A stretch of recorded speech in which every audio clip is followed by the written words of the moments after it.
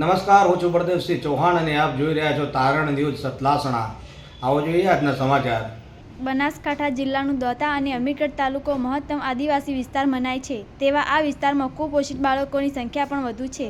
સાથે ધાત્રી માતાઓ પણ કુપોષણનો ભોગ બને છે, પરિણામે જન્મ લેતું બાળક કુપોષિત અને પીડિત જન્મે છે। ભારત સરકાર સહિત રાજ્ય સરકાર આવા વિસ્તારને કુપોષણ મુક્ત કરવાનો સંકલ્પ કર્યો છે, ત્યારે ગુજરાતમાં દર વર્ષે 12 લાખ જેટલા બાળકો જન્મે છે। સગર્ભા અને ધાત્રી માતાઓને કુપોષણ મુક્ત કરવા પોષણક્ષમ આહાર મળી રહે, સાથે આરોગ્યની વિશેષ જાળવણી થાય તે માટે રાજ્ય સરકાર પ્રાથમિકતા આપી રહી છે। અનેક આંગણવાડી જેવા અનેક કેન્દ્ર ઉપર રાજ્ય સરકાર કુપોષણ મુક્ત કરવાના પ્રયાસના ભાગરૂપે પોષણક્ષમ આહારની નિયમિત કીટો આપે છે, સાથે કુપોષિત બાળકોને નાસ્તો તેમજ જમવાનું પણ પીરસાય છે, જેનો મોટી સંખ્યામાં બાળકોને લાભ લેતા હોય છે। રાજ્ય સરકારે નવા બજેટમાં પણ કરોડો રૂપિયાની જોગવાઈ કરી છે, જેથી આદિવાસી વિસ્તારના છેવાડાના સુધી લાભાર્થીઓને તેનો લાભ મળી રહે।